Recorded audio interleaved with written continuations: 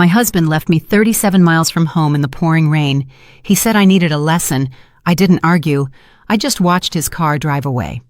A black pickup truck pulled up moments later. My bodyguard got out, calm and ready.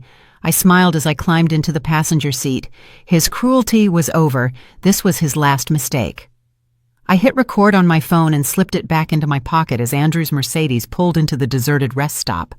The rain hadn't started yet, but I could smell it coming. "Get out," he said, not even bothering to turn off the engine. "You need a lesson, Amanda. Maybe walking home will teach you some respect." 37 miles. He'd calculated it perfectly. Too far for a cab, too remote for public transportation. What he didn't know was that I'd been recording everything for 8 months, and that Marcus, my brother, was already parked behind the abandoned gas station, waiting for my signal. The leather seat creaked as I turned to face him. Andrew's jaw was set in that familiar line of satisfaction, the one he wore when he closed a particularly cruel deal at his investment firm. 3 hours earlier, we'd been celebrating our anniversary at the Bluebird Steakhouse, a fancy place we only went to for special occasions. Now, he was abandoning me on a lonely highway because I'd asked him why $10,000 had disappeared from our joint account. "Are you really going to do this?" I kept my voice steady, letting my phone capture every word. "Actions have consequences, Amanda. You went behind my back, you called my accountant, you humiliated me with your paranoid questions. Maybe a long walk in the rain will remind you who handles the money in this family." I thought of the pearl earring in my jewelry box at home, Nadia's earring, found under our bed 2 days ago. The $10,000 probably bought her something nice, but I didn't mention it yet. No. Everything had to happen in the right order, just as Marcus and I had rehearsed. "It's going to pour," I said, gesturing to the darkening sky. "Then you'd better start walking." His fingers drummed on the steering wheel. "Unless you want to apologize right now and admit you were wrong." 6 months ago, I would have apologized. 6 months ago, I still believed our marriage could be saved. That was before I found the second set of his company's accounting books, before the mysterious withdrawals, before I discovered he'd been transferring our assets into accounts only he controlled. The moment I started asking questions, he turned cruel. Tonight was his escalation, but it was also his downfall. "I'll walk," I said, opening the door. "Good choice. Maybe by the time you get home, you'll remember your place." I stepped out onto the cracked asphalt. The rest stop had been abandoned for years. Just a dark building with boarded-up windows and a parking lot overgrown with weeds. Andrew had chosen it specifically for its isolation. He'd mentioned it last week in passing as we drove by. "Imagine getting stranded out here," he'd said, "miles from anywhere." That's when I knew what he was planning. The Mercedes engine roared. Through the passenger window, I saw him check his phone. He was probably texting Nadia that the job was done. Then he sped off. His tires squealed slightly on the worn pavement, leaving me alone in the gathering gloom. I counted to 60, watching his taillights disappear around the bend. Then I walked calmly toward the abandoned gas station where Marcus's black Ford was hidden. My brother stepped out, holding an umbrella and a thermos of coffee. "Did you get everything?" he asked. "Every word," I said, pulling out my phone and stopping the recording. He actually said I needed to remember my place. Marcus shook his head. 3 years of watching him control you was bad enough. But this, he gestured to the empty rest stop. "This is criminal abandonment. Rebecca is going to love this recording." I accepted the coffee gratefully, feeling the warmth spread through my hands. The rain was beginning now, thick drops splattering against the cracked concrete. By morning, Andrew would think I'd spent the night walking through the storm, broken and humiliated. He would expect to find me at the front door, ready to beg for forgiveness. "Is Valentina ready?" I asked. "She's been monitoring the accounts all night. The moment he transferred that 10 grand this afternoon, she documented it all.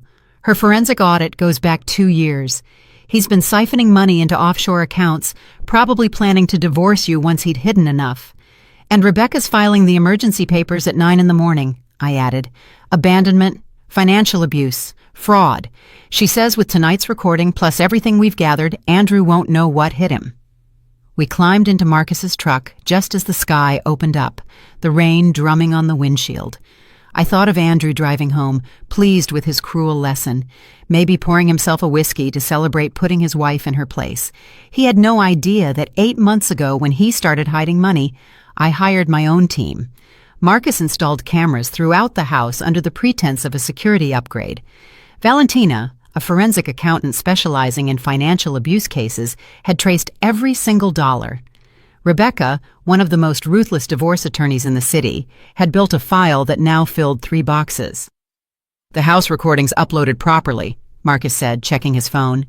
"We've got him on camera last Tuesday, bringing Nadia to the house while you were with Mom. They used your bed." I felt something cold settle in my chest. It wasn't heartbreak. That had passed months ago. It was a hard, crystalline resolve. "He's been planning this for a while," I said. "The escalation, the financial control, the isolation from my friends, classic patterns of abuse. Rebecca says judges don't look kindly on husbands who abandon their wives as punishment." Marcus drove carefully through the storm, taking back roads to avoid any chance of Andrew seeing us. We'd planned this route weeks ago, even doing dry runs. Every detail mattered. The hotel room was reserved under my maiden name, paid for in cash. Marcus had gradually withdrawn over 2 months. The clothes I'd need were already there, along with copies of all the documentation. "He's going to look for you when you don't show up tonight, you know," Marcus said. "Let him. The hotel security cameras will show I arrived alone, soaked, traumatized. The front desk clerk will testify I could barely speak for the tears. Rebecca coached me on exactly what to say and how to act." The rain intensified as we headed into the city. Andrew would be home by now, probably on his second drink, maybe calling Nadia to gloat about teaching me a lesson. The next morning, he'd wake up expecting to find me shattered. Instead, he'd find his assets frozen, his office locked, and federal investigators waiting to discuss the discrepancies Valentina had uncovered in his firm's books. "Are you ready for this?" Marcus asked as the hotel came into view. I thought of the woman I was 3 years ago, independent, successful, before Andrew systematically dismantled my life. I thought of the recording on my phone, his cold voice telling me to get out and walk 37 miles in the storm. I thought of Nadia's earring, the empty bank accounts, and the prenup he'd hidden in his office that would have left me with nothing. "I've been ready for 8 months, I said. He just gave me the last piece of evidence I needed. Marcus parked at the side entrance to the hotel. I took the small overnight bag we'd prepared, just enough to look like I'd escaped with nothing, and stepped out into the rain. It was time to play the role of the traumatized wife, abandoned and afraid. Tomorrow, Andrew would learn who really needed a lesson. The hotel lobby was blindingly bright after the darkness outside. Water dripped from my hair onto the marble floor as I approached the counter, my hands shaking just enough to be convincing. The clerk, a young woman with kind eyes, immediately reached for a pile of towels. "Oh my goodness, are you all right?" she asked, coming around the counter and wrapping one around me. "My husband," I managed to say, letting my voice crack. "He left me at a rest stop in the storm. I had to walk for miles before someone helped me." Her face went from concern to horror. Perfect. Every word would be documented in the hotel's incident report, just as Rebecca had instructed. The clerk led me to a chair and brought me a hot tea while she processed my check-in. I gave her my maiden name, Amanda Davis. I paid with the emergency credit card I'd opened 6 months ago, the one Andrew knew nothing about. Room 412 was small, but clean, with a view of the city lights blurred by the rain. I locked the door, put the chain on, and finally let myself breathe. Then I pulled out my second phone, the one Marcus had given me, and played the recording from the car. Andrew's voice filled the cold room, even and measured. "You think you're so smart, don't you? Calling my accountant behind my back, asking me questions about our finances as if you understand the answers." My own voice, carefully controlled. "It's our money, Andrew. I have a right to know where it's going." "Our money." His laugh was a sharp bark. "I earn it. I manage it. You spend it on expensive shoes and those ridiculous charity dinners. $700 on organic vegetables last week, Amanda. $700. I remembered that trip to the grocery store. I'd bought ingredients for the dinner he insisted on hosting for his clients, the same dinner where he spent $8,000 on wine without batting an eye. The recording continued. You embarrassed me at the Morales party, contradicting me about the European markets in front of my colleagues. Where did you even get those opinions? From some daytime TV show? I have an MBA from the University of Pennsylvania, Andrew. I worked in financial services for 5 years before I met you. Before I rescued you from that mediocre career, you mean? You were analyzing penny stocks at some third-rate firm. I gave you a life you never would have made for yourself. I closed my eyes, remembering the woman I was at Davis Investments. I hadn't analyzed penny stocks. I'd managed a $30 million portfolio. But Andrew had rewritten the history so many times that sometimes even I forgot the truth. My phone vibrated. A text from Marcus. Valentina found something. 3 more accounts in the Cayman Islands. He's been moving money for 18 months. 18 months? I remembered when things had started to change. The sudden interest in separate checking accounts for tax purposes, the financial advisor who showed up without explanation, the documents he asked me to sign without reading, saying, "It's just routine, trust me." Another text, this time from Rebecca. Judge Coleman accepted an emergency hearing for tomorrow at 2 p.m. Bring the recording.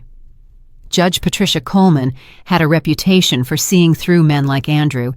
She'd presided over 3 high-profile financial abuse cases in the last year, all with favorable outcomes for the wives. Rebecca had waited specifically for her docket. I changed into the dry clothes from the emergency bag I'd stashed here yesterday. Then, I sat at the small desk and began to write. Not the statement Rebecca would help me polish for court, but notes to myself, reminders of who I really was underneath the persona Andrew had tried to create. I wrote about the promotion I'd turned down because Andrew said the travel would strain our marriage, the investment opportunity I'd identified that would have tripled my personal savings if I still had personal savings. The friendship with my college roommate that ended when Andrew convinced me she was jealous of our happiness. My phone rang. Andrew's ringtone. I let it go to voicemail. Then I played the message on speaker, recording it with my second phone. Amanda, this is ridiculous. It's been 3 hours. The lesson is learned, okay? Call me and I'll come get you. Don't make this worse than it needs to be. 10 minutes later, another call. This time his voice was harder. I know you have your phone. Stop being childish and call me back. If you're trying to worry me, it's not working. I'm going to sleep. Find your own way home. But I could hear the nervousness in his voice. He was starting to realize something wasn't right. I'd always called by now, always apologized, always came crawling back. The silence was breaking his script. At midnight, a number I didn't recognize called. I almost didn't answer, but something made me, staying silent on the line. Hello, Amanda. Her voice was uncertain. Andrew asked me to call you. He's worried. He said you had a fight and you're not answering his calls. He wants you to know he's sorry and that you should come home. Andrew never apologized. He never admitted fault. That he'd sent his mistress to deliver a fake apology showed how unhinged he was becoming. I hung up without speaking. By 1 a.m., the calls were coming every 15 minutes. Andrew, his mother Margaret, even his business partner James. I documented every single one, their numbers, the times, their increasingly frantic messages. The abandoned wife was supposed to be desperate to be rescued, not maintaining absolute silence. I ordered room service, charging it to the emergency card, soup, a salad, and a glass of wine. Letting the receipt show I was composed enough to eat, documenting that I wasn't crumbling as Andrew had hoped. At 2:30, a text came in that made me smile. Not from Andrew, but from our neighbor, Mrs. Chen. Saw Andrew in the driveway with a flashlight looking under your car. He just left quickly. All good? He was looking for my car, not knowing Marcus had moved it to a long-term parking lot across town 2 days ago. Another piece of evidence that I'd been planning to leave, that his abandonment had only accelerated my timeline. I opened the curtains and watched the storm rage over the city. Somewhere out there, Andrew was beginning to realize his perfectly controlled world was unraveling. He thought he taught me a lesson about power and place. Tomorrow, when the markets opened and he discovered his offshore accounts were frozen, when his keycard failed at the office, when federal investigators showed up with questions about the discrepancies Valentina had uncovered, he would understand who was really teaching whom. The morning sun broke through the hotel curtains at 7 o'clock, but I'd been awake since 5, sitting at the small desk with my laptop open to our joint checking account. The balance showed exactly what I expected. Andrew had already moved another $20,000 at 6:47 a.m. He was in a panic, trying to hide assets before I could get to them. Too late. Valentina had already documented it all. By noon, my hotel suite had been transformed into a command center. Valentina arrived first, carrying 2 suitcases full of printed documents. Her usually perfect makeup was slightly smudged from working all night. She spread everything over the dining table methodically: bank statements, transfer logs, falsified tax documents. Each pile was labeled with colored tabs. "The Cayman accounts have been frozen since 9 this morning," she said, pulling up a spreadsheet on her laptop. "Andrew tried to access them at dawn. 3 failed attempts. He's probably tearing his office apart right now." Rebecca came in next, a phone pressed to her ear, talking in a rapid-fire legal language I only half understood. She ended the call and turned to me with a grim, satisfied expression. "Judge Coleman moved up our hearing to 1 p.m. She wants to address this immediately. Also, Andrew just hired Richard Black, the shark, the same guy who got the pharma executive off last year." "Black?" Marcus asked, entering with a box of surveillance equipment. "He's not cheap. Andrew must have liquidated something major to pay for him." I felt a flicker of worry, but Rebecca put a firm hand on my shoulder.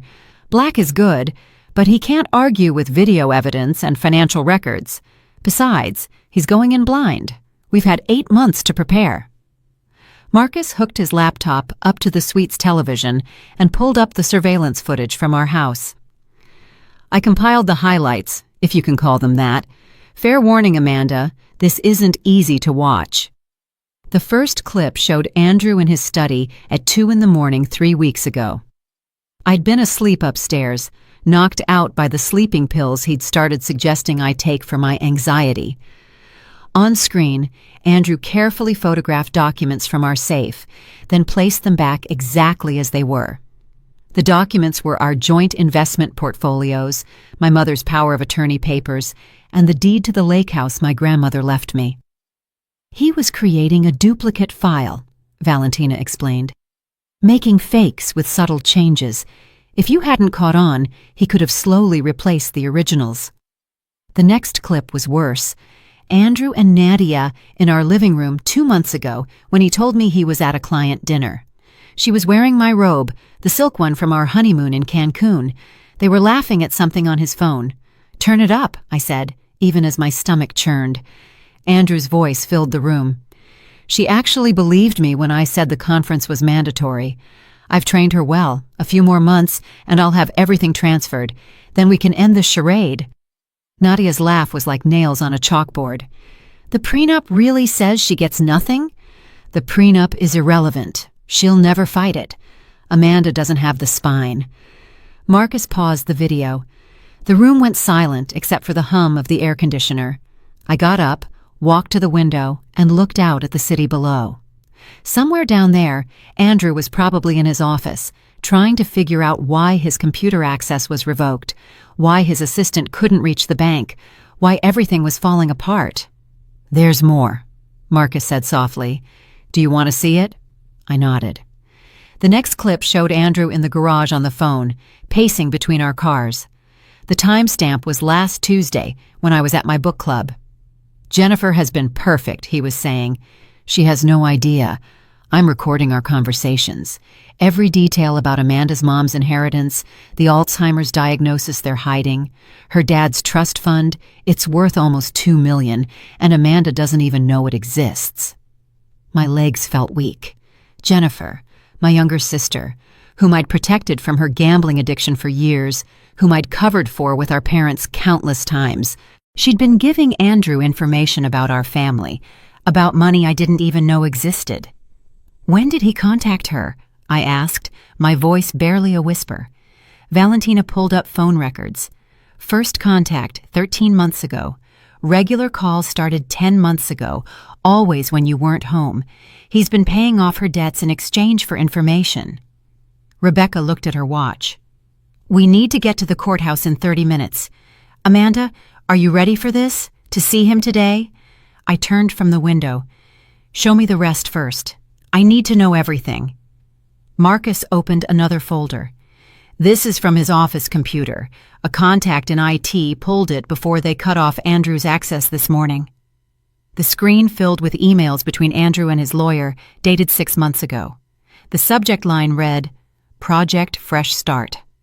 Inside were detailed plans for divorcing me, including psychological tactics to make me doubt myself, financial moves to leave me destitute, and even suggestions to gradually increase the emotional abuse to make me more compliant during the process. One line stood out. The key is to make her believe she's crazy. Constant gaslighting, hide things, deny conversations, contradict her memories. By the time we file, she'll be too unstable to fight back effectively. I thought of all the times in the last year Andrew had told me I was remembering things wrong. The dinner reservation I'd made that he swore I never told him about. The conversation about visiting my parents that he claimed never happened.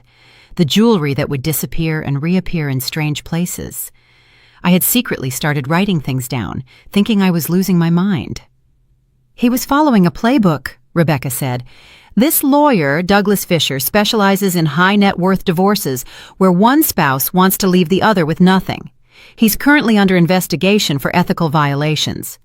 Valentina pulled up one last document. This triggered our emergency filing this morning.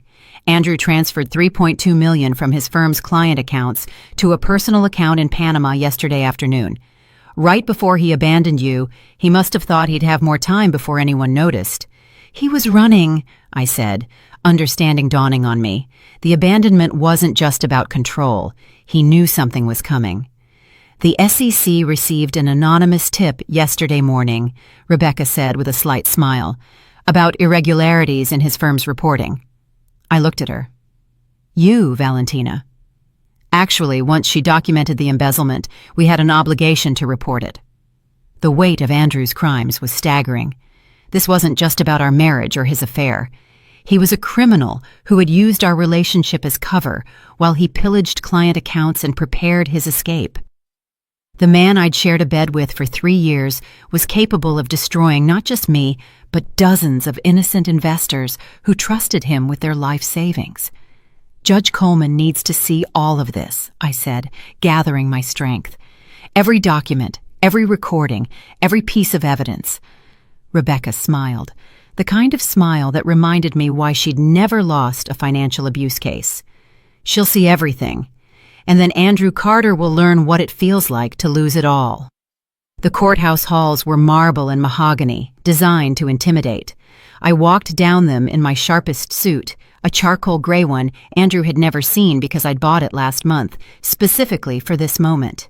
Rebecca walked at my side, briefcase in hand, while Marcus flanked my other side. We entered courtroom 4B at 12:55 on the dot.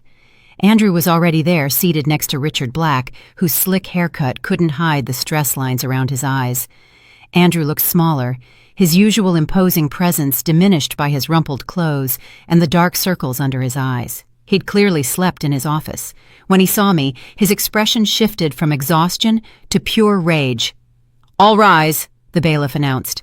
Judge Patricia Coleman entered, her black robes adding gravity to an already tense atmosphere.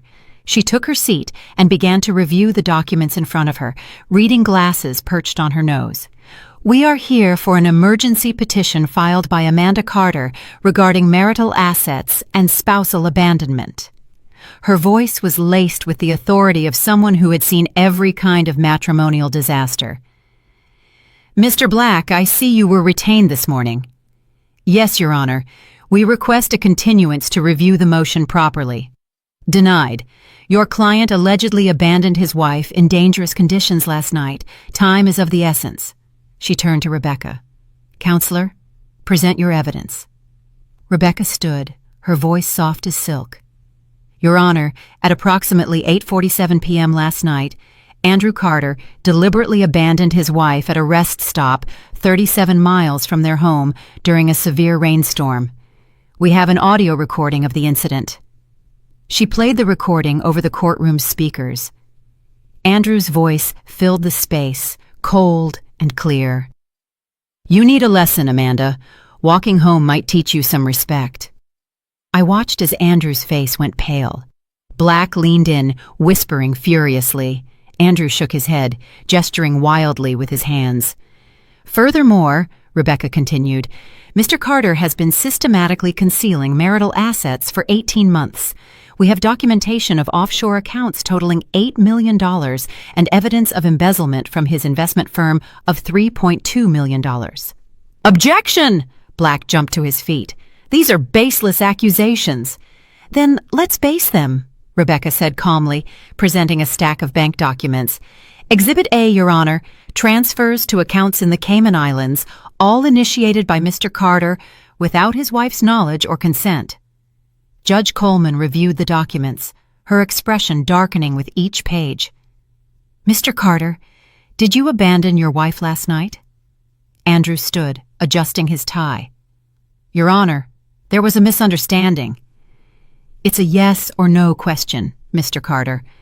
I did leave her at a rest stop, but during a storm, 37 miles from home, she had her phone. She could have called someone. The judge's eyebrows raised. How considerate of you. She turned back to Rebecca. Continue. Rebecca projected financial records onto the courtroom screen. Mr. Carter has also been conducting an extramarital affair with his assistant, Nadia Jones, using marital funds to buy gifts and finance trips. This includes a pearl necklace valued at $12,000, reported as stolen to insurance, but actually given to Ms. Jones. My phone vibrated. A text from Marcus. He's here. The courtroom doors opened, and Special Agent Thomas Chen from the SEC entered, followed by 2 federal agents. Andrew's head snapped around, and for the first time, I saw real fear in his eyes. Your Honor, Special Agent Chen said, addressing the judge. Apologies for the interruption. We have a warrant for the arrest of Andrew Carter on charges of wire fraud and embezzlement. Black leaped to his feet. Your Honor, this is highly irregular. So is stealing $3.2 million from clients' accounts.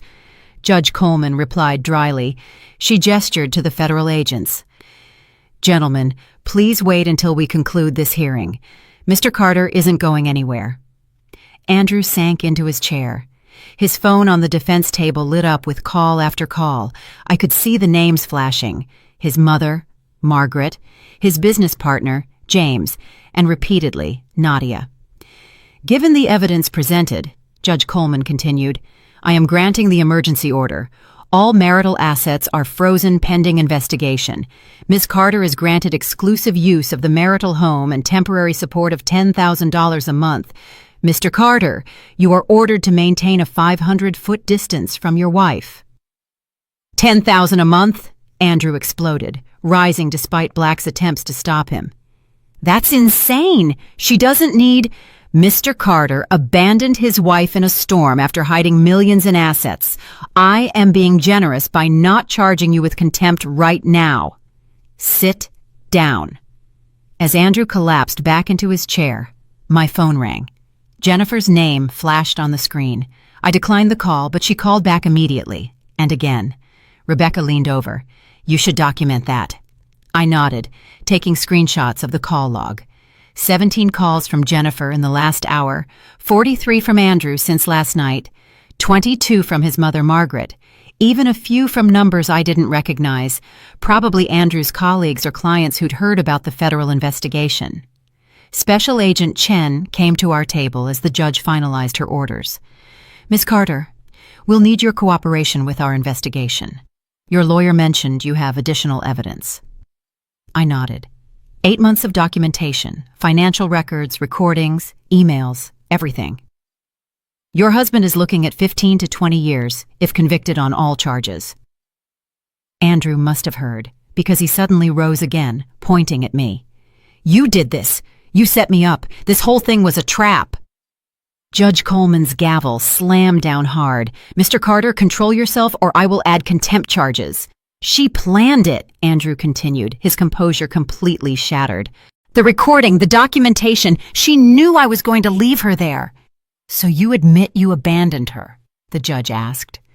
Black physically pulled Andrew back down, but the damage was done. Andrew had just confessed in open court, in front of federal agents, that he had deliberately abandoned me. As we prepared to leave, Nadia burst through the courtroom doors.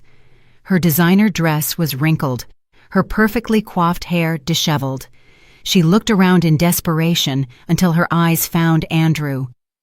"You said you were divorced!" she screamed across the courtroom. "You said the papers were already filed. You said she was crazy and making things up." The judge sighed. "Ma'am, please remove yourself from my courtroom." But Nadia wasn't finished. She pulled out her phone, waving it in the air. "I have texts, recordings. You promised we'd get married. You said the money was yours." Special Agent Chen's eyes lit up. He approached Nadia carefully. "Ma'am, we'd very much like to speak with you." Andrew's destruction was complete. His mistress was handing evidence to the state. His assets were frozen. Federal agents were waiting to arrest him, and his carefully constructed image had collapsed in less than an hour. As we walked out, leaving Andrew to be processed by the federal agents, my phone vibrated with one last message. It was from Margaret, Andrew's mother. "I hope you're satisfied. You destroyed a good man out of petty jealousy." I deleted it without replying. Margaret would soon learn that her son wasn't a good man. He was a criminal who had been exposed. And it wasn't me who destroyed him. He destroyed himself. The courthouse steps were mobbed with reporters when we exited. Someone had leaked the story, probably a court clerk who recognized Andrew's name from the financial pages. Microphones were thrust in my face as Rebecca guided me through the crowd, her hand firm on my elbow. "Ms. Carter, is it true your husband stole millions?" "Amanda, how long have you been planning this?" "Will you be pressing additional charges?" Rebecca stepped forward, her voice cutting through the chaos. "My client will not be making any statements at this time. The federal investigation is ongoing." We pushed our way to Marcus's truck, and I saw a news van from the local channel setting up across the street. By tonight, Andrew's face would be on every local channel. The golden boy of New York's investment funds, arrested for embezzlement and fraud. Margaret must have been shattered. Back at the hotel, I collapsed onto the sofa while Rebecca poured us both some water. My phone hadn't stopped vibrating since we left the courthouse. I scrolled through the messages, each one with a different flavor of surprise or judgment. A text from my hairstylist. "Just saw the news. Good for you, girl." From Richard, one of Andrew's golf buddies. "This is a misunderstanding, right? Andrew would never do what they're saying." From 3 different neighbors, variations of, "We always knew there was something off about him." The most interesting message came from James Fisher, Andrew's business partner. "Amanda, we need to talk. There are things about the firm you need to know, things that aren't in the federal filing." Rebecca read it over my shoulder. "Set up a meeting, record everything." At 4 p.m., the local news ran the lead story. The headlines scrolled across the bottom of the screen. "Prominent investment fund manager arrested for embezzlement following spousal abandonment incident." They'd already gotten Andrew's mugshot. He looked haggard, his usually perfect hair disheveled, his designer suit replaced by standard prison-issue clothes. The reporter was standing in front of our house, my house now, describing the scandal in breathless detail. Sources close to the investigation report that Andrew Carter allegedly abandoned his wife during last night's severe rainstorm, leaving her stranded 37 miles from home. This morning, federal agents arrested Carter on charges of embezzling $3.2 million from client accounts. Amanda Carter could not be reached for comment. My phone rang. Jennifer again. This time I answered. Amanda, please, I need to explain. You told him about Mom's will, about the trust fund Dad set up, about her diagnosis. Silence. Then, in a low voice, she said, he said he was trying to help. He said you were too stressed to handle the information, that he wanted to protect you. He paid off your gambling debts. I didn't know what he was planning. He seemed so concerned, so caring. I thought of all the times Jennifer had called in the last year, asking seemingly innocent questions. How's Mom? Have you talked to her lawyer lately? Remember that property Dad bought in the Hamptons? Each conversation had been to collect information for Andrew. He manipulated you, I said, just like he manipulated me. Amanda, I'm so sorry. When I saw the news, when I realized what he'd done, I've been sick all day. Can we please meet? Rebecca shook her head, but something in Jennifer's voice made me pause. She sounded genuinely broken, not just worried about the consequences. Tomorrow, neutral location, come alone. After I hung up, Marcus pulled up social media on his laptop. You need to see this. Andrew's company Facebook page was imploding. Clients were demanding their money back. Former employees were sharing stories of suspicious activity they'd witnessed. One woman wrote, "He fired me when I questioned missing funds last year. Now I know why." But the most devastating blow came from Nadia. She had gone live on Instagram, posting screenshots of their text conversations, pictures of their trips financed with stolen money, and a long description detailing how Andrew had manipulated her into believing I was the villain. He told me his wife was emotionally disturbed, she wrote, that she was refusing to grant him a divorce, that she was threatening to ruin him if he left. I believed every word because he was so convincing, so sophisticated. I was an idiot, but he was a master manipulator. The photos were damning. Andrew and Nadia in first-class seats to Paris, raising champagne flutes. Andrew and Nadia at the same resort in Cabo, where we celebrated our 5th anniversary. Andrew and Nadia in our bed. She'd even posted that picture, though Instagram quickly took it down. At 6, Andrew's mother, Margaret, issued a statement through her attorney. Rebecca read it aloud, barely suppressing a laugh. The Carter family is shocked by these allegations. We believe this is a coordinated attack orchestrated by a vindictive wife seeking financial gain. Andrew Carter is a respectable member of the community who has been victimized by a calculating woman who married him for his money. Seriously, that's their angle? Marcus asked, after everyone had heard what Andrew said in court. My phone rang again, this time an unknown number. Against Rebecca's advice, I answered. Miss Carter, this is Patricia Jackson from the New York Times. We're preparing a story on systematic fraud in boutique investment funds. Your husband's case is part of a larger pattern we've been investigating. Would you be willing to share your experience? Rebecca took the phone. I am Amanda Carter's attorney. All press inquiries must be directed to my office. She hung up and turned to me. By tomorrow, this will be national news. Andrew didn't just destroy himself. He's taking down an entire network of corrupt fund managers. The SEC is widening their investigation. I walked to the window, looking out at the city lights.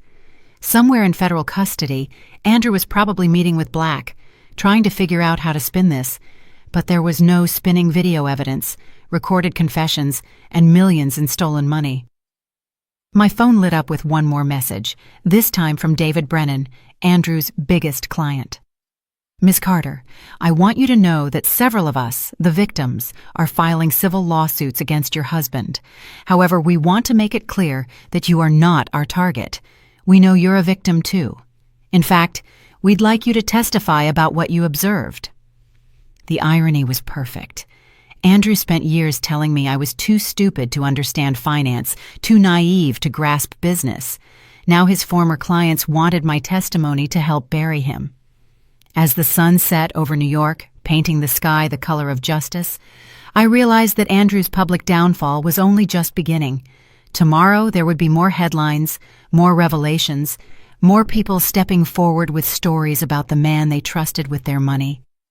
But tonight, for the first time in 3 years, I sat in peaceful silence, no longer afraid of his footsteps, his moods, his cruel words designed to keep me small. The man who abandoned me in the rain had created his own storm, and now he was drowning in it. The next morning, a knock on the hotel room door caught me by surprise. Through the peephole, I saw Jennifer standing in the hallway, her usually impeccable appearance completely undone. Her hands shook as she held a manila envelope against her chest, and her eyes were red-rimmed from crying. I opened the door but didn't invite her in. "I thought we agreed to meet at a neutral location," I said. "I couldn't wait. Amanda, please. There are things you need to know right now. Before I talk to the SEC this afternoon." Marcus appeared in the doorway of the adjoining room, alert and protective. I nodded to him, letting him know it was okay. Then I let Jennifer in. She sat on the edge of the sofa, placing the envelope on the coffee table with trembling fingers. "Andrew first contacted me 13 months ago," she began, her voice a whisper. "He knew about the gambling. I don't know how he found out, but he knew I owed $47,000 to some very unforgiving people. He offered to pay it all, no questions asked, if I just answered a few questions about our family's finances." "And you accepted?" My voice was flat, controlled. I was desperate. They were threatening to go to my employer and ruin my career. Andrew seemed genuinely to want to help. He said you were too proud to ask our parents for money, that he wanted to surprise you by fixing family problems behind the scenes. She opened the envelope and pulled out a stack of printed emails. "These are our conversations, all of them. I printed them last night when I realized what he was really doing." I took the first email, dated over a year ago.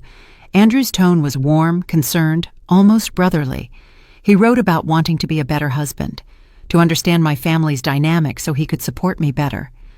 The manipulation was masterful. "He was particularly interested in Mom," Jennifer continued. "He wanted to know about her health, her mental state, her finances. I thought he was planning something nice for her, maybe paying for better care. You told him about the Alzheimer's." Jennifer nodded, tears streaming down her face. "He made me promise not to tell you. He didn't want you to worry, he said you had enough stress with Andrew being so demanding." I kept reading. The emails showed how Andrew's questions became more specific over time. What properties did our parents own? Were there any trusts? Who was the executor of their wills? Jennifer answered everything, believing she was helping her brother-in-law take better care of our family. "Last month, he asked me to take Mom to sign some papers," Jennifer said. "He said they were for insurance purposes, that they would protect her assets if her condition got worse. I drove her there, Amanda. Thank God her lawyer was there that day and recognized them as property transfer documents. That's when I started to realize something was wrong." My phone vibrated. David Brennan was calling. I put it on speaker so Marcus could listen. "Ms. Carter, I hate to bother you, but this is urgent. I've been going through our client files all night. Andrew wasn't just stealing from the general fund. He was specifically targeting our elderly clients, particularly widows." "What do you mean, targeting?" I asked. "Ms. Elena Rodriguez, for example. Her husband died 2 years ago, left her everything with specific instructions for Andrew to personally manage her portfolio. In 6 months, Andrew convinced her to sign power of attorney documents. She thought she was giving him authority to make trades. He used it to empty her accounts." I felt sick. Elena Rodriguez was 78 years old. I'd met her at several company events, a sweet woman who always talked about her grandchildren. "How much did he take?" $800,000. But the worst part is he convinced her she was developing memory problems, that she was forgetting conversations about withdrawals she had authorized. He gaslighted her into believing she had dementia. Marcus was already taking notes, documenting everything for Rebecca. This changed the entire scale of the case. Andrew wasn't just a white-collar criminal. He was a predator who specifically hunted vulnerable people. "I have recordings," David continued, I secretly started recording our partner meetings 2 years ago when I noticed discrepancies. I was building a case to take to the authorities, but I was scared. Andrew had connections everywhere, but now that he's in custody, I want to provide everything I have. After David hung up, Jennifer pulled one last document from her envelope. There's something else about Dad's will. Our father had died 5 years ago, leaving what we thought was a modest inheritance split between Jennifer and me. But the paper she handed me showed something different. A trust account in my name alone, established the year before he died. He knew about my gambling problem, even then, Jennifer said quietly. He loved me, but he didn't trust me with money, so he set this up for you with Mom as the trustee. It's worth about $2 million. I stared at the document. $2 million that my father had hidden away to protect it from both Jennifer's addiction and, unknowingly, my husband's greed. The account was at a small private bank in Baltimore, one Andrew wouldn't have known about without Jennifer's information. We need to go see Mom, Jennifer said. Today. She's been holding on to something for you, something she didn't even tell me about. She said she was waiting for the right time. An hour later, we were at my mother's room at the memory care facility. She was having one of her increasingly rare clear days, her eyes bright and focused as she held my hand. I knew who he was the first time I met him, she said, her voice stronger than it had been in months. The way he looked at our house, evaluating everything, like he was cataloging assets. The way he steered conversations toward money. Your father saw it too. She pulled a small key from her drawer. Safe deposit box, National Bank on Main Street. Your father put things in there the week before he died. Documents, evidence. Evidence of what, Mom? Andrew tried to forge your signature last year. Loan documents, property transfers. The bank manager was your dad's friend. He called me, sent me copies of everything. It's all in the box. I took the key, feeling its weight. My father had been protecting me even from the grave. My mother had been standing guard over that protection, despite her declining memory. There's more, Mom said, squeezing my hand. The SEC came yesterday. Not because of Andrew's arrest, but something bigger. They said his name came up in an investigation that's been running for 3 years. A ring of fund managers who have been systematically defrauding elderly clients in 5 states. The room suddenly felt airless. Andrew's abandonment in the rain wasn't just about control or cruelty. He knew the SEC was closing in. He wanted to leave me broken and compliant because he thought he could use me as a shield or a scapegoat when everything collapsed.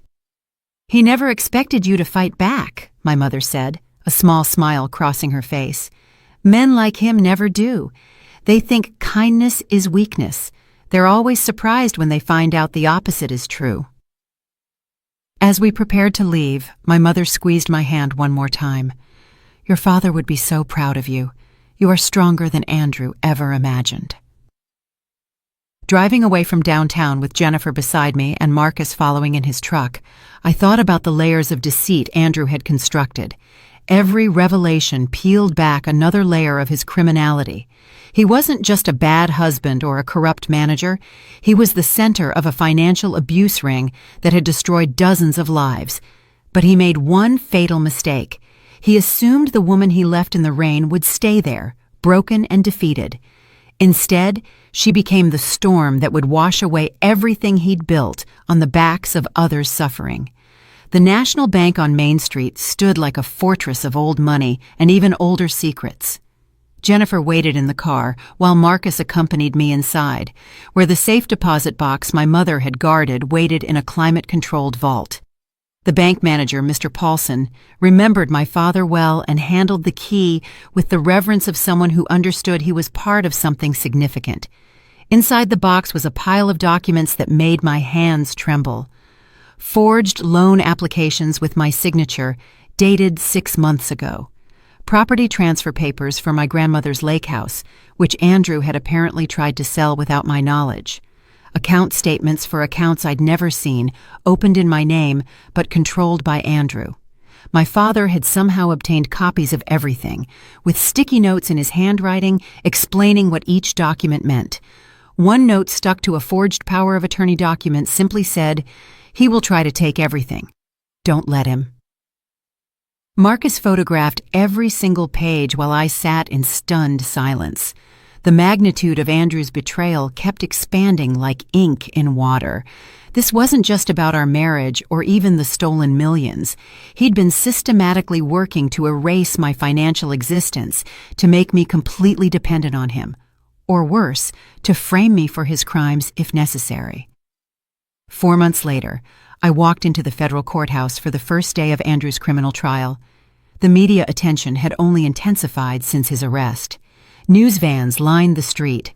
Reporters shouted questions that I didn't answer. I wore a charcoal gray suit that had never seen the inside of our shared closet, bought specifically for this moment, professional, dignified, expensive enough to show I wasn't broken. Andrew was sitting at the defendant's table in a suit that no longer fit. He had lost weight in federal custody, and his formerly perfect hair had grown out awkwardly. When our eyes met across the courtroom, I smiled, the same serene smile I'd given him over morning coffee when he lectured me about my spending. But now that smile carried the weight of everything I knew and everything he was about to lose. The prosecutor, Assistant U.S. Attorney Miguel Torres, laid out the case methodically. 12 counts of wire fraud, 2 of elder abuse, 1 of conspiracy to commit financial crimes. The evidence was overwhelming: manipulated ledgers, hidden accounts, forged documents, recorded conversations where Andrew explicitly discussed stealing from clients. For 11 days, witness after witness took the stand. Elderly clients described how Andrew had convinced them to sign documents they didn't understand. Former employees testified about orders to falsify records. The forensic accountant walked the jury through the maze of offshore accounts and shell companies Andrew had created. On day 12, the courtroom doors opened and Nadia Jones walked in. She no longer looked like the polished young woman who wore my grandmother's pearls. Her designer clothes had been replaced by a conservative dress, her elaborate hairstyle by a simple bun, and she carried herself with a humility I'd never seen before. She had been granted immunity in exchange for her testimony and was about to bury Andrew with it. "Ms. Jones," the prosecutor began, "how long were you romantically involved with the defendant?" 18 months, Nadia answered, her voice firm but low. "And during that time, did Mr. Carter ever discuss his business practices with you?" "Yes, frequently. He thought it was funny to explain how he was moving money without anyone noticing. He called it playing three-dimensional chess while everyone else was playing checkers." She produced recordings from her phone, conversations where Andrew bragged about targeting elderly clients, about hiding money from me, about his plans to disappear to Costa Rica once he'd amassed enough. In one recording, his voice, clear and damning, said, "Amanda is the perfect cover. Sweet, trusting. She doesn't ask questions. By the time she figures out what's going on, I'll be long gone, and she'll be left holding the bag." But Nadia's most devastating revelation came near the end of her testimony. 3 weeks before his arrest, Andrew told me he was planning on leaving me too. He had another woman in Costa Rica, someone he met online. He was just going to abandon me, just like he abandoned his wife. The expression on Andrew's face was worth every moment of pain he'd caused me. His jaw went slack. His lawyer whispered frantically in his ear, but the damage was done. His mistress had just revealed that he had been playing everyone, including her. The next day brought another surprise. A young man named Christopher Valdez took the stand, 22 years old, with the same sharp jaw and calculating eyes as Andrew. The prosecutor established his identity quickly. Andrew's son from a college relationship, whose existence Andrew had hidden for over 2 decades. "My mother has been receiving payments from Andrew Carter for 22 years, Christopher testified. $1,500 a month to keep silent about my existence. "And you have records showing the money came from his client accounts?" I watched as Andrew slumped in his chair as Christopher continued. "He told my mother if she ever contacted his family or went public with this, he would destroy her reputation and make sure she never worked in finance again. She has that threat in writing." The prosecutor presented 22 years of bank records, showing regular payments from the same accounts Andrew had been pillaging. He'd been stealing from elderly clients not just for luxuries and escapes, but to hide evidence of his past. Andrew's defense attorney tried to object, arguing this was prejudicial and irrelevant to the financial crimes, but Judge Coleman dismissed it. It establishes a pattern of deception and financial malfeasance that spans the defendant's entire adult life. On the final day of testimony, Andrew made the disastrous decision to take the stand himself against his lawyer's visible protests. He got up and walked to the stand, still believing he could talk his way out of this. For 2 hours, he tried to weave a narrative where he was the victim. He claimed I knew about the affairs and approved. He insisted the elderly clients had authorized every transaction. He presented himself as a brilliant financial mind who had simply made a few accounting errors. Then the prosecutor began his cross-examination, and Andrew's composure broke like ice under pressure. When he was confronted with the recordings, he claimed they were out of context. When he was shown the forged documents, he suggested I might have created them. When he was presented with evidence of the money paid to Christopher's mother, he actually said, "That was a personal matter, unrelated to my business." The jury deliberated for less than 3 hours. As the jury foreman stood to read the verdict, I held Marcus's hand on one side and Rebecca's on the other. On charge 1, wire fraud, we find the defendant guilty. On charge 2, wire fraud, we find the defendant guilty. By the time they got to charge 15, Andrew had his head in his hands, guilty on all charges. The man who left me 37 miles from home in the rain was about to learn what abandonment really felt like. 2 weeks later, we returned for the sentencing. Judge Coleman, the same one who'd presided over our emergency hearing months ago, looked at Andrew with evident disgust.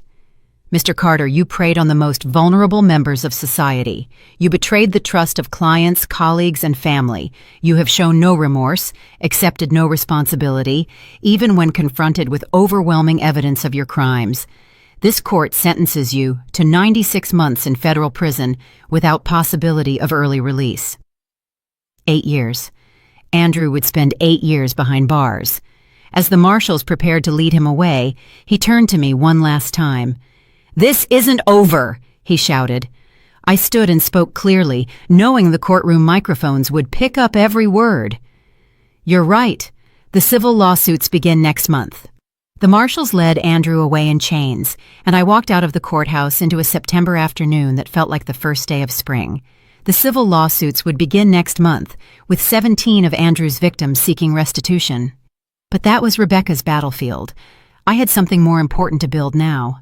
The whistleblower's reward arrived 6 weeks after Andrew's sentencing, $1.2 million for providing information that led to the recovery of stolen funds.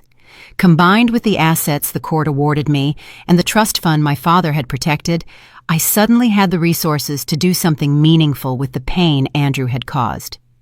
Marcus found the building first, a renovated brownstone in downtown Brooklyn that had once housed a law firm, 3 stories, 8 offices, a conference room big enough for group sessions, and most importantly, multiple exits, something women escaping dangerous situations would need.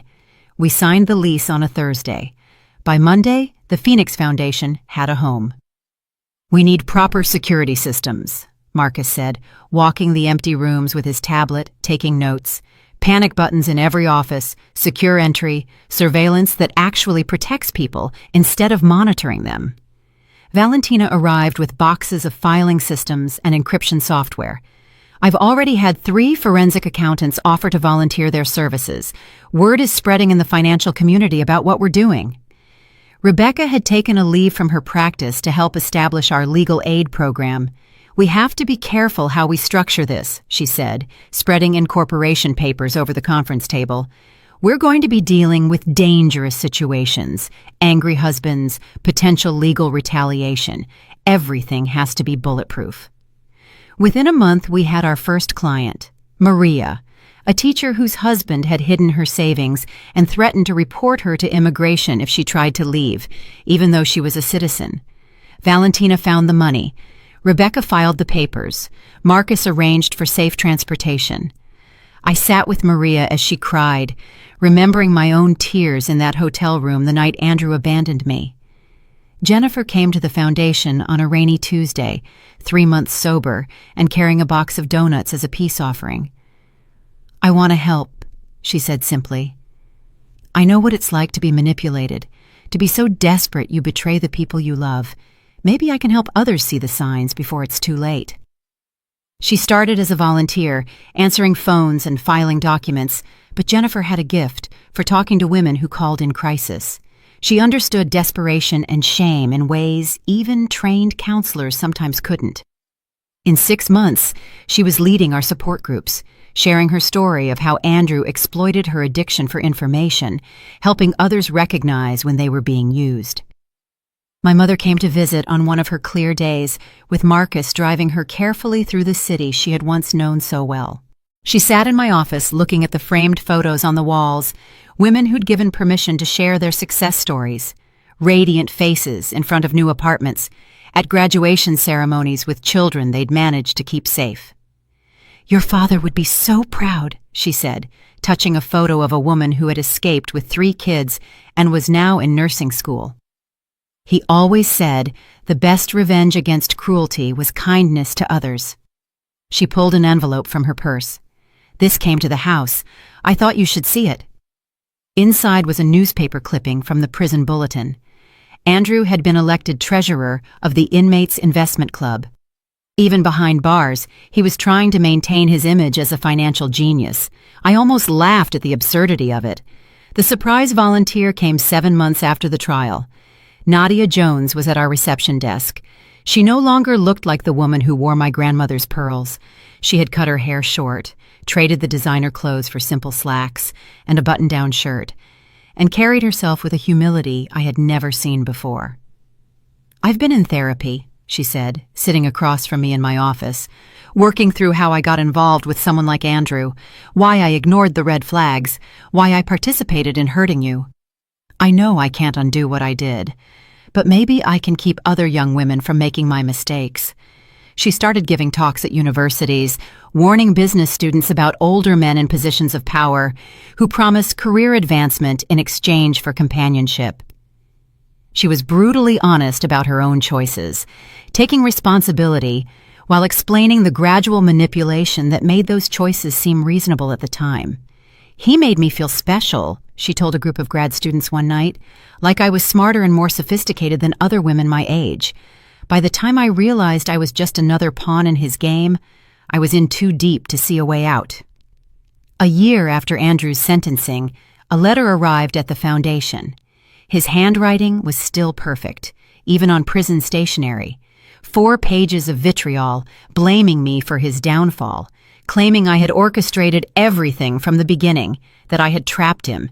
He listed every perceived grievance, every moment he now realized had been part of my plan. The last line read, "I hope you've learned your lesson." I had the letter professionally framed and hung it on the wall in my office, right next to my degrees and certifications. When clients asked about it, I told them the truth. Yes, I had learned my lesson. I learned that when someone shows you who they are through their cruelty, believe them. I learned that patience and planning could overcome years of abuse. And most importantly, I learned that the best response to someone who tries to break you is to become unbreakable, and then to use that strength to lift others up. 18 months after that night at the rest stop, I stood in my office looking at a wall covered in thank you cards. 87 women had found their way to safety through the Phoenix Foundation. Some only needed legal advice and financial analysis. Others required full-blown extraction plans, safe houses, and new identities. Each one arrived broken in some way, convinced they were trapped, that their situation was hopeless. Elena Rodriguez, the widow Andrew had defrauded, became our biggest donor. She recovered most of her money through the civil lawsuits and insisted on funding our emergency shelter program. "That man tried to convince me I was losing my mind," she said at our fundraising gala. "Amanda showed me that I was actually finding my strength." The rain was falling again outside, drumming against the windows of the brownstone that housed hope and second chances. I thought of that night 37 miles from home, standing in the downpour as Andrew drove away, confident he had broken me. He thought he was teaching me about power and control, about knowing my place. Instead, he taught me that cruelty creates its own destruction, that every action has a consequence, and that sometimes the person you abandon in the rain has already seen the storm coming and prepared accordingly. Through the Phoenix Foundation, his act of calculated cruelty became the catalyst for saving women he never believed deserved to be saved. The final lesson, the one Andrew never saw coming, wasn't about obedience, respect, or knowing one's place. It was about transformation. He tried to leave me powerless in a storm. I became the eye of the hurricane. Did you like my story, and which city are you listening from? Let's meet in the comments. If you like the story, you can support me by sending a super thanks so I can keep bringing more stories like this. Thank you so much for your sweet support. I'm looking forward to your comments on the story. On the screen, you can see 2 new life stories that I highly recommend. There's so much more on my channel. Don't forget to subscribe. See you in the next life story with love and respect.